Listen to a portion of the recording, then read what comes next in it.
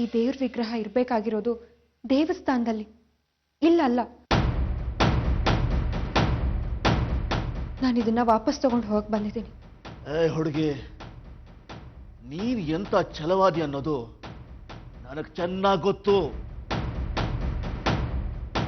ಏನೇ ಮಾಡಿದ್ರು ಈ ವಿಗ್ರಹನ ಇಲ್ಲಿಂದ ಅಲ್ಗಾಡ್ಸೋದಕ್ಕೂ ಬಿಡೋದಿಲ್ಲ. ತುಂಬಾ ಕಷ್ಟಪಟ್ಟು ಇದನ್ನ ಇಲ್ಲಿ ಸ್ಥಾಪನೆ ಮಾಡಿಸಿದ್ದೀನಿ. ಅದಕ್ಕೋಸ್ಕರ ಸಾಕಷ್ಟು ಹಣನೂ ಖರ್ಚು ಮಾಡಿದ್ದೀನಿ. ಆದ್ರೆ ನನಗೆ ನನ್ನ ಹಣಕ್ಕೆ ತಕ್ಕ ಪ್ರತಿಫಲ ಇನ್ನೂ ಸಿಕ್ಕಿಲ್ಲ. ನಮ್ಮಪ್ಪ ಕಷ್ಟದಲ್ಲಿದ್ದಾರೆ ಅನ್ನೋದನ್ನ ತಿಳ್ಕೊಂಡು ನೀವು ಅವ್ರಿಗೆ ಮೋಸ ಮಾಡೋದಕ್ಕೆ ಹೊರಟಿದ್ದೀರಾ. ಅವರಿಂದ ಈ ಪಾಪದ ಕೆಲಸ ಮಾಡಿಸ್ತಿದ್ದೀರಾ. ದಯವಿಟ್ಟು ಇಂಥ ನೀಚ್ ಕೆಲಸ ಮಾಡೋದನ್ನ ಬಿಟ್ಬಿಡಿ. ಈ ವಿಗ್ರಹನ ದೇವಸ್ಥಾನಕ್ಕೆ ವಾಪಸ್ ತಗೊಂಡು ಹೋಗೋದಕ್ಕೆ ಬಿಡಿ.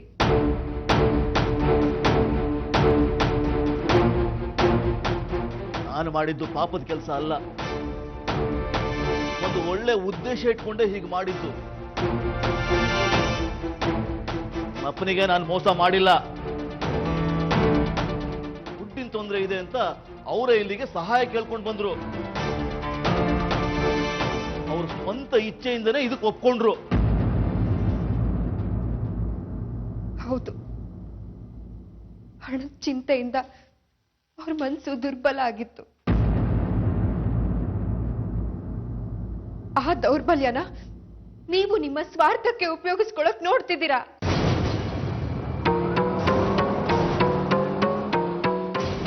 ನೋಡಿ, ಪುಣ್ಯನ ದುಡ್ಡು ಕೊಟ್ಟು ಖರೀದಿ ಮಾಡೋದಕ್ಕಾಗಲ್ಲ. ಅದನ್ನ ನಾವೇ ಒಳ್ಳೆ ಕೆಲಸಗಳನ್ನ ಮಾಡಿ ಸ್ವತಃ ಸಂಪಾದಿಸ್ಬೇಕು.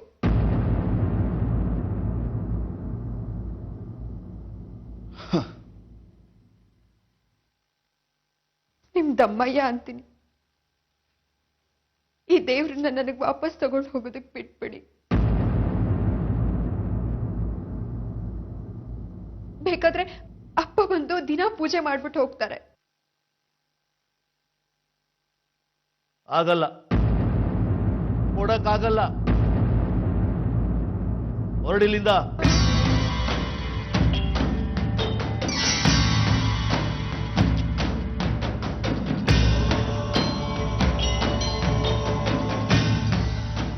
ನೀವು ಪುಣ್ಯ ಸಂಪಾದನೆಗೋಸ್ಕರ ಇದನ್ನೆಲ್ಲ ಮಾಡ್ತಿದ್ದೀರಾ. ಆದ್ರೆ ನಾನು ಇದರಿಂದ ನಿಮ್ ಪಾಪದ ಹೊರೆ ಹೆಚ್ಚಾಗೋ ಹಾಗೆ ಮಾಡ್ತೀನಿ.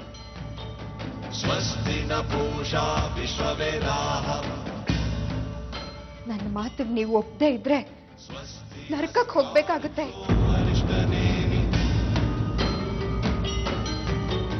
ಸ್ವಸ್ತಿನೋ ಬೃಹಸ್ಪತಿರ್ದಧಾತು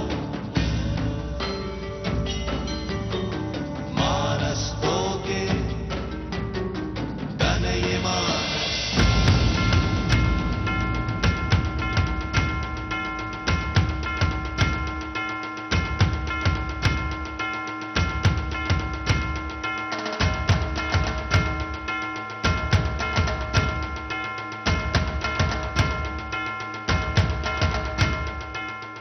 ನಾನು ಒಬ್ಳು ನಿಷ್ಠಾವಂತ ಶಾಸ್ತ್ರಿಗಳ ಮಗಳು. ಕೃಷ್ಣನನ್ನೇ ನಂಬಿರೋಳು.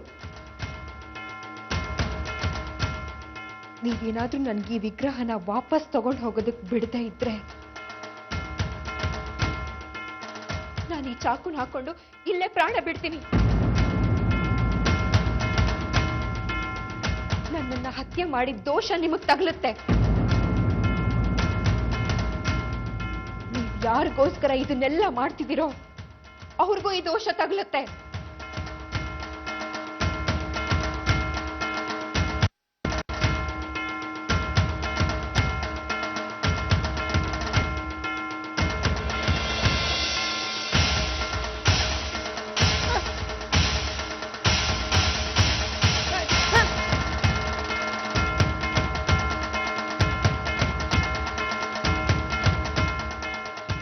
ಹುಡುಗಿ, ನನ್ನ ಹೆದರ್ಸೋಕೆ ನೋಡ್ತಾ ಇದ್ಯಾ?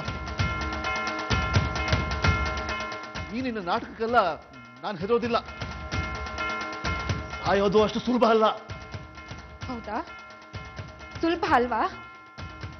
ಎಷ್ಟು ಸುಲಭ ಅಂತ ನಾನ್ ತೋರಿಸ್ತೀನಿ.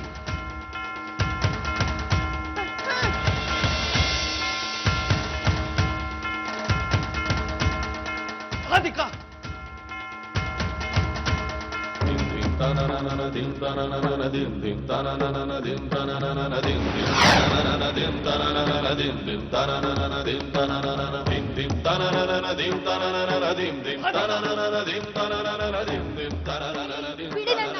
ಏನ್ ಮಾಡ್ತಾ ಇದ್ಯಾ?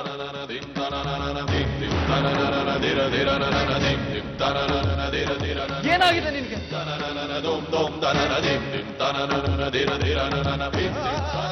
ನೋಡಿ, ಅವ್ರ ವಿಗ್ರಹನ ವಾಪಸ್ ಕೊಡ್ಲಿಲ್ಲ ಅಂದ್ರೆ ನಾನು ಇಲ್ಲೇ ಪ್ರಾಣ ಬಿಡ್ತೀನಿ.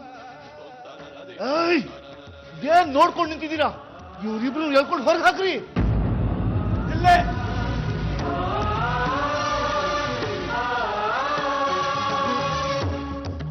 ಬಂದ್ರೆ ನಾನು ಮನುಷ್ಯ ಆಗಿರಲ್ಲ. 3 ಜನರ ಹೆಣ ಬೀಳುತ್ತಿಲ್ಲೇ.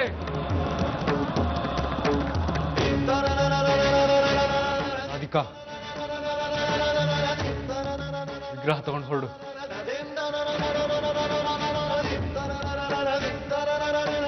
ನಾನು ಅದಕ್ಕೆ ಬಿಡಲ್ಲ. ದುಡ್ಡು ಕೊಟ್ಟು ಕೊಂಡ್ಕೊಂಡಿದ್ದೀನಿ ಅದನ್ನ.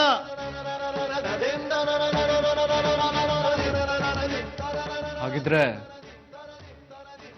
ಇದನ್ನ ಊರವ್ರ ಮುಂದೆ ಒಪ್ಕೋತೀರಾ? ಒಪ್ಕೋತೀನಿ.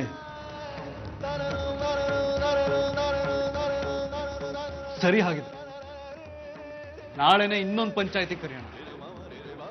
ಅಲ್ಲಿ ಇದನ್ನ ಒಪ್ಕೊಳ್ಳಿ. ದೇವಸ್ಥಾನ ವಿಗ್ರಹ ಖರೀದಿ ಮಾಡಿರೋದು ನಿಮ್ಮ ಅಪರಾಧ ಆಗಿದೆ. ಇದಕ್ಕೆ ಪ್ರಚೋದನೆ ನೀಡಿದ ಪ್ರತಿಯೊಬ್ಬರಿಗೂ ಶಿಕ್ಷೆ ಆಗುತ್ತೆ.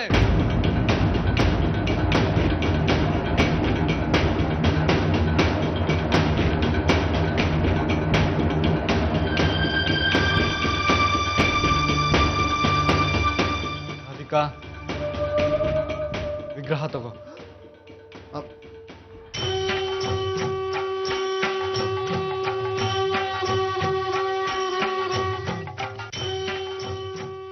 ರಾಧಿಕಾ,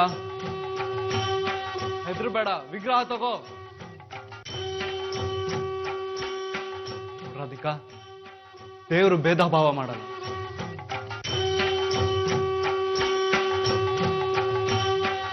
ಹೋಗಿ ವಿಗ್ರಹ ತಗೋ.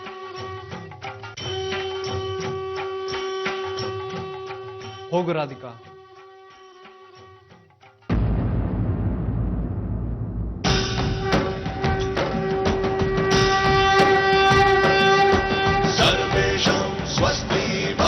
सर्वेषां शान्तिर्भवतु सर्वेषां पूर्णं भवतु सर्वेषां मङ्गलं भवतु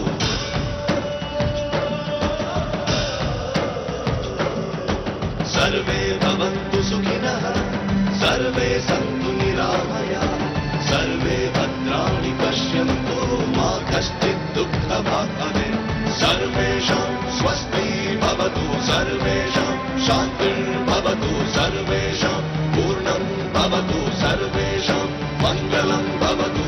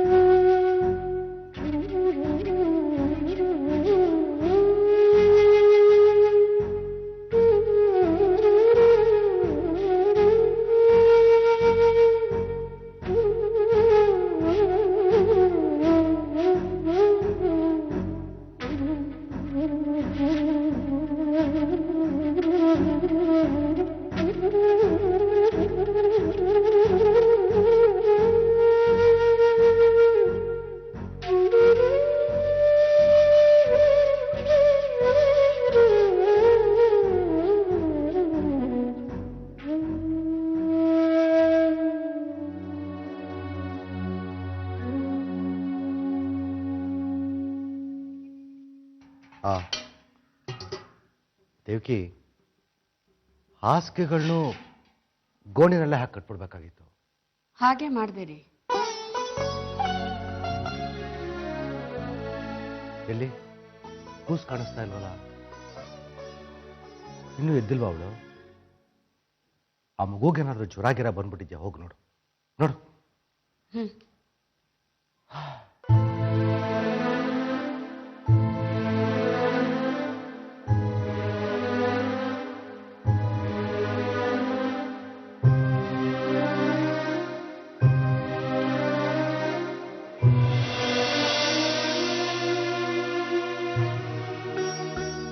ರೀ, ರಾಧಿಕಾ ಅವಳ ಕೋಣೆಲಿಲ್ಲ. ಏನು? ಕೂಸು ಅವಳು ಕೋಣೆಲಿಲ್ವಾ?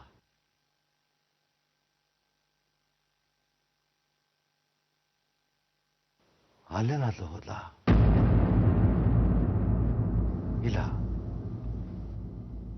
ಆ ಜಾಗ ಅವಳಿಗೆ ಗೊತ್ತಿಲ್ಲ. ಬಹುಶಃ ದೇವಸ್ಥಾನಕ್ಕೆ ಹೋಗಿರ್ಬೋದು. ಇರಬಹುದು ರೀ. ದೇವಸ್ಥಾನದಲ್ಲಿ ವಿಗ್ರಹ ಇಲ್ಲದೆ ಇದ್ದಾಗ್ಲೂ ದಿನ ಹೋಗಿ ಸಾರಿಸಿ ಗುಡಿಸಿ ರಂಗೋಲಿ ಹಾಕಿ ಬರ್ತಿದ್ಲು. ಸರಿ, ನಾನು ಹೋಗಿ ಕರ್ಕೊಂಡ್ಬರ್ತೀನಿ. ರೀ, ನಾನು ಬರ್ತೀನಿ. ಈ ಊರ್ ಬಿಟ್ಟು ಹೋಗಕ್ ಮುಂಚೆ ಕೊನೆ ಸರ್ತಿ ದೇವಸ್ಥಾನ ನೋಡ್ಬೇಕು ಅಂತ ಆಸೆ ಆಗ್ತಾ ಇದೆ. ಸರಿ ದೇವಕಿ, ನಾನು ಬರ್ತೀನಿ.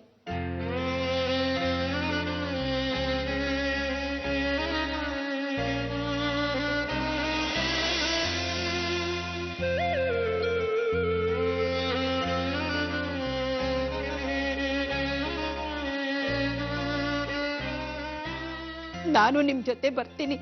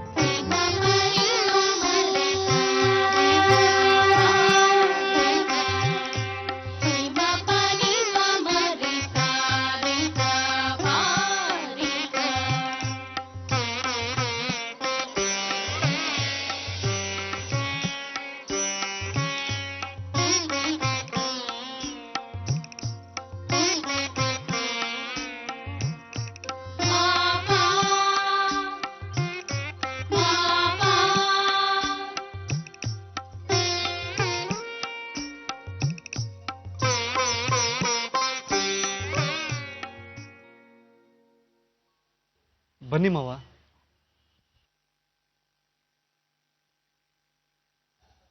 ಅಳಿ ಅಂದ್ರೆ ನೀವಿಲ್ಲಿ? ಅಪ್ಪ,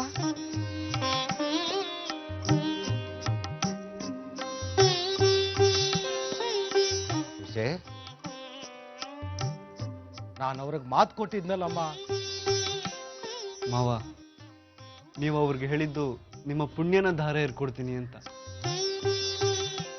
ಮೂರ್ತಿನಲ್ಲ, ಅವರೇ ಮೂರ್ತಿನ ವಾಪಸ್ ಕೊಡೋಕೆ ಒಪ್ಕೊಂಡ್ರು.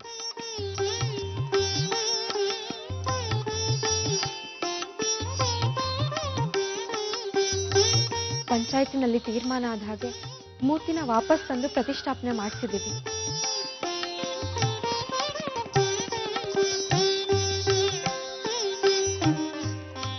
ಭಾವ, ಒಬ್ಬ ಧರ್ಮಾಧಿಕಾರಿಯಾಗಿ ಏನ್ ತೀರ್ಪು ಕೊಡ್ಬೇಕೋ ಅದನ್ನ ನಾನು ಕೊಟ್ಟೆ. ಒಬ್ಬ ಅಳಿಯನಾಗಿ ನಿಮ್ ರಕ್ಷಣೆಗೆ ನಿಲ್ಲೋದು ನನ್ನ ಧರ್ಮ.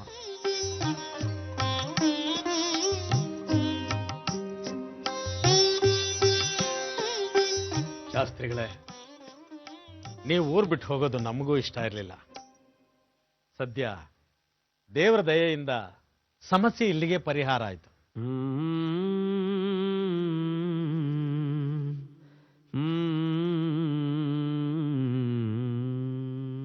ನಾನಿದನ್ನ ಕಲ್ಪನೆನಲ್ಲಿ ಕೂಡ ಊಹಿಸ್ಕೊಂಡಿರ್ಲಿಲ್ಲ. ಊರು ಬಿಡೋದಕ್ಕೆ ನಾವೆಲ್ಲ ಸಿದ್ಧ ಮಾಡ್ಕೊಂಡಿದ್ದೀವಿ. ನನ್ನ ಮಗಳ ರಾಧಿಕಾ ದೇವಸ್ಥಾನದಲ್ಲಿ ದೇವರನ್ನ ಪುನರ್ ಪ್ರತಿಷ್ಠಾಪನೆ ಮಾಡಿ ನಮ್ಮ ಮರ್ಯಾದೆ ಉಳಿಸೋದು.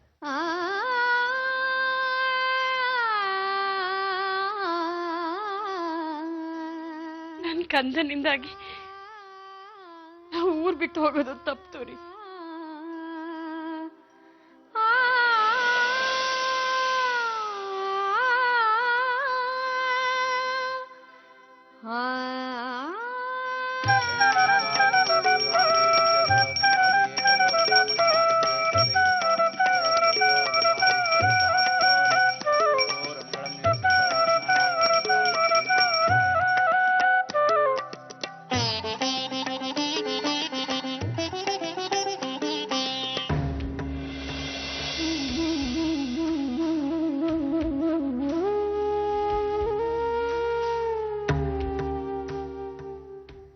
ಇಷ್ಟೊತ್ತಿಗಾಗ್ಲೇ ದೇವ್ರ ವಿಗ್ರಹ ಸಿಗ್ಬೇಕಾಗಿತ್ತು. ಅದಿನ್ನೂ ಸಿಕ್ಕಿಲ್ಲ ಅಂದ್ರೆ ಮುಂದೆ ಏನ್ ಗತಿನೋ ಏನೋ.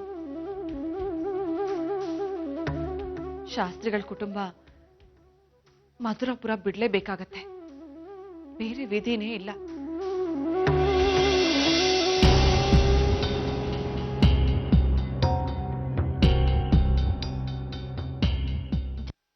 ಒಳ್ಳೆಯವರಿಗೆ ಪದೇ ಪದೇ ಕಷ್ಟ ಕೊಡ್ತಾನೋ ಏನೋ. ಅಮ್ಮ, ನೀವು ತಪ್ಪು ತಿಳ್ಕೊಂಡಿದ್ದೀರಾ. ಈ ಕಷ್ಟ ಸುಖ ಅನ್ನೋದು ದೇವ್ರು ಕೊಡಲ್ಲ, ಅದು ಅವ್ರವ್ರು ಮಾಡಿದ ಪಾಪದ ಕರ್ಮದ ಫಲ. ಶಾಸ್ತ್ರಿಗಳೇನೋ ಗದಂದಾರ್ಯ ಮನುಷ್ಯರ, ಅವ್ರ ಮಗಳ ಮದುವೆ ಮಾಡಬೇಕು ಅಂತ ಊರಿನ ದೇವಸ್ಥಾನದ ವಿಗ್ರಹನೇ ಕದ್ದು ಬಿಟ್ಟಿದ್ದಾರೆ. ಆಮೇಲೆ ಸಿಕ್ಕಾಕೊಂಡ್ರು. ಈಗ ಅದಕ್ಕೆ ಶಿಕ್ಷೆ ಅನುಭವಿಸ್ತಾ ಇದ್ದಾರೆ. ಅದರಲ್ಲಿ ಅನುಕಂಪ ಪಡುವಂಥದ್ದೇನಿದೆ?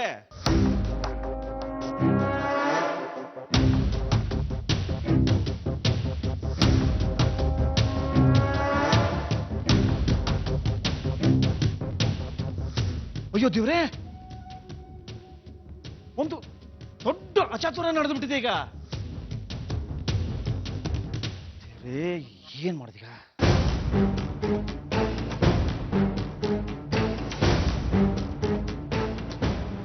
ಶಾಸ್ತ್ರಿಗಳು ಕಳ್ಳತನ ಮಾಡಿ ಸಂಪಾದನೆ ಮಾಡಿದ ದುಡ್ಡಿನಲ್ಲಿ ಚಂದ್ರಹಾರ ತಂದಿದ್ರು. ಅದನ್ನ ನಾವು ನಮ್ಮ ದೇವಿಗೆ ಹಾಕ್ಬಿಟ್ಟಿದ್ದೀವಿ. ಪಾಪದ ಹಣನ ನಾವು ದೇವರಿಗೆ ಹಾಕಿ ನಾವು ತಪ್ಪು ಮಾಡ್ಬಿಟ್ಟಿದ್ದೀವಿ.